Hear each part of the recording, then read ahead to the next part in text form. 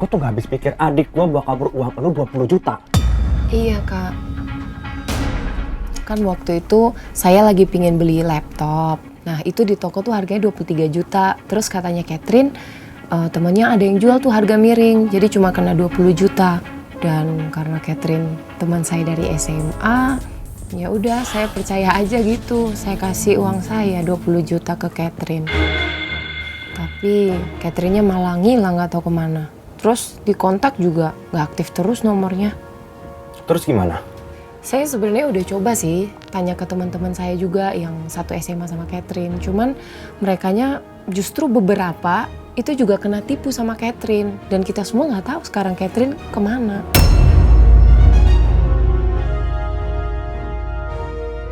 Karyawan aku ditipu orang, In. Kok bisa? Dia pelanggan katanya udah biasa beli. Kemarin dia pesan 4 tas. Terus? Dikirim sama staf aku. Padahal dia belum bayar lunas. Cuman kasih tanda jadi doang. Dan sekarang orangnya menghilang. Malah HP-nya nggak aktif lagi.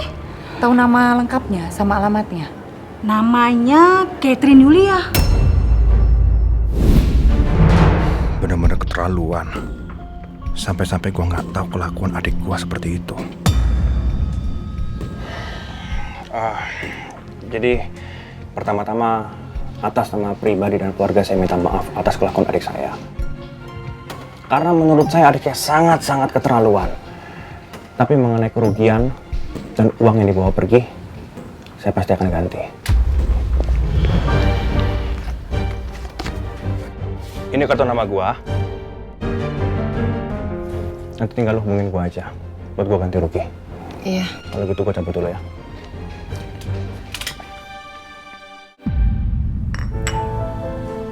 Assalamualaikum, Ma. Waalaikumsalam, Noh. Noh, Mama mau ngobrol sama kamu sebentar.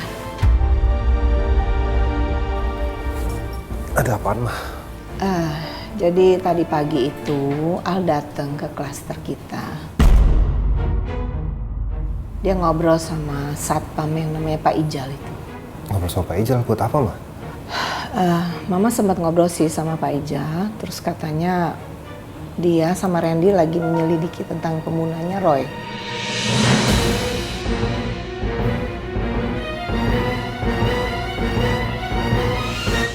Dan Al lagi cari kebenarannya.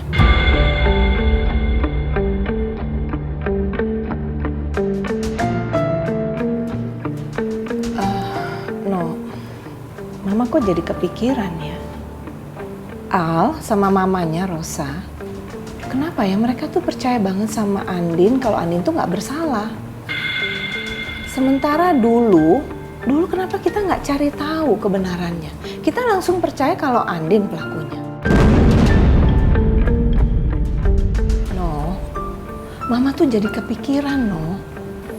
Kalau memang Andin tuh betul-betul nggak bersalah, kasihan banget loh Andin, no. Dia tuh sampai harus dipenjara berapa tahun kan?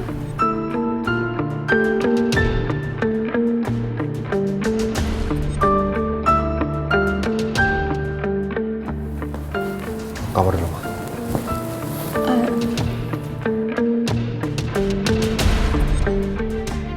Ya Allah, kalau sampai Al nemuin bukti dan kebenarannya, ternyata benar bukan Andin. Benar-benar kasihan Andin. Aku pasti akan menyesal banget udah ikut nuduh Andin waktu itu.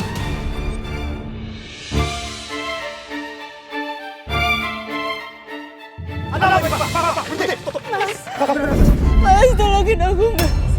Mas, aku nggak bersalah, Mas. Ya tapi kamu kenapa? Pak, ada apa ini Pak? Ibu Andin ini kami bawa untuk dimintai keterangan terkait adanya pembunuhan di rumah ini, Pak. Nggak mungkin. Pembunuhan siapa? Mas, tolong Mas, aku nggak bersalah, Mas. Mas, aku nggak bersalah, Mas. Tolongin aku, Mas. Berdasarkan bukti-bukti yang ada dan keterangan para saksi di sidang sebelumnya, maka dengan ini sidang memutuskan bahwa terdakwa Andin dijatuhi hukuman 4 tahun penjara. Ini surat gugatan cerai aku, Kak.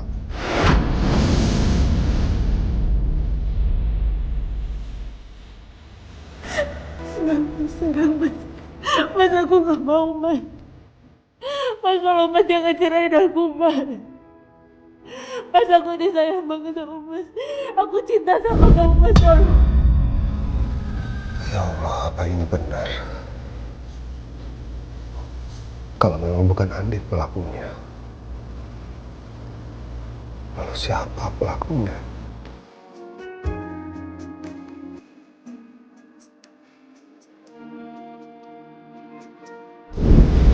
Ngapain? Ini Mas, aku lagi mencari bukti tentang kasusnya Roy. Terus kamu udah dapat informasi apa? Pak Sodikin sama Pak Ijal sih bilang kalau misalkan ada mobil warna merah keluar dari Kastar. Aku juga berpikir kalau sebenarnya kamu bukan pelaku pembunuhan Roy. Aku bahkan sama Rafael sudah mencoba untuk mencari buktinya. Bahkan aku jadi korban penusukan dari preman yang bernama Matteo itu. Tapi sekali lagi, bukan berarti kamu harus mengarahkan tuduhan ini kepada Elsa. Gak perlu cari kesalahannya dia. Kamu tahu, Elsa sebegitu cemasnya sampai terbawa mimpi. Karena dia dituduh sebagai pembunuh oleh kakaknya sendiri.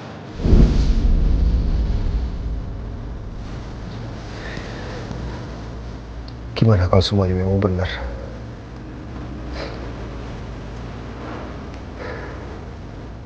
Apa itu artinya aku udah salah menilai Andin?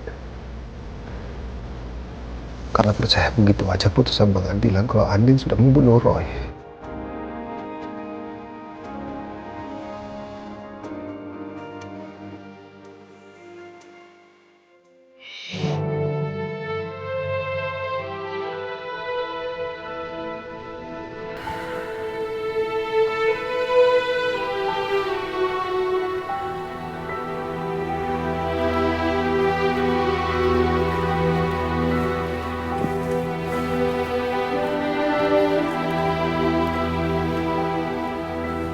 Ya Allah, gue harus gimana sekarang? Gimana cara bujuk Ricky supaya dia mau lepasin gue?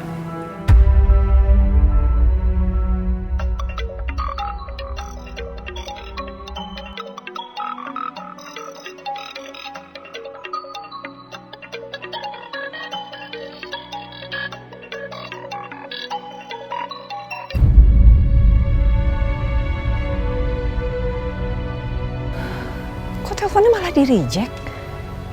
Elsa pergi kemana ya?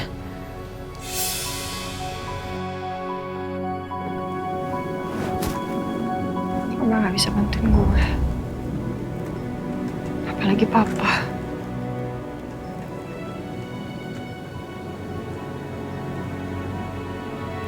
Gue harus bilang soal ini ke Ricky. Gue gak ada pilihan lain.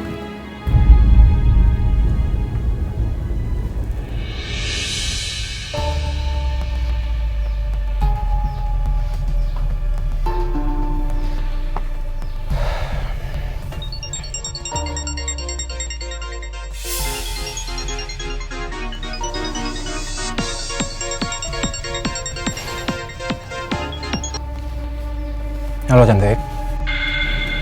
Di mana? Lagi di rumah. Kenapa? Kangen ya?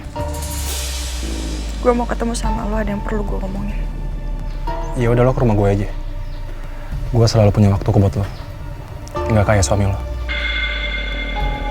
Tapi gue maunya ketemu di luar. Ya udah lo kesini aja. Lo yang perlu kan? Gue tunggu.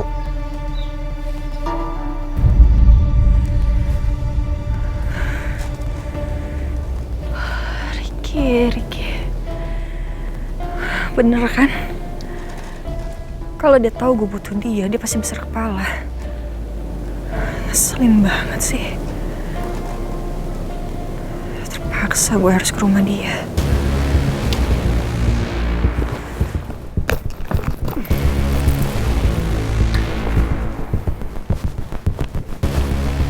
Gue yakin lo pasti datang, Sa. Karena lo lagi butuh gue. Dan memang ini yang gue tunggu-tunggu, Sa. Mas Randy, masa di berita infonya COVID COVID-19 itu kasusnya lagi naik. Kiki jadi takut, Mas. Gimana dong ini? Tenang Ayang Kiki, ada Uya yang akan selalu menjaga Ayang Kiki. Yang bisa menjaga diri kita dari COVID-19 itu ya diri kita sendiri. Kamu nggak perlu repot-repot. Bener ya yang Kiki bilang. Kita harus menjaga diri kita sendiri. Mulai dari menjaga protokol kesehatan dan kita juga wajib divaksin. Divaksin? Disuntik maksudnya? Pakai jarum? Ya iyalah pakai jarum, masa pakai paku. Tapi Ayang Kiki, Uya takut disuntik jarum. Bagaimana dong? Ya elah, payah banget sih. Udah setua ini masih aja takut sama jarum suntik. Kayak Mas Randy dong. Mas Randy berani disuntik. Mas Randy udah vaksin kan? Udah dong. Kita jangan takut divaksin. Nggak sakit kok. Ya meskipun kita takut sama jarum suntik, tapi vaksin itu penting buat pencegahan COVID-19. Semuanya wajib divaksin. Harapannya agar pandemi ini segera berakhir. Kiki, kamu berani kan divaksin? Ya berani dong, Mas. Masa Kiki takut sama jarum suntik? Tapi Mas Randy temenin Kiki divaksin ya, mau ya?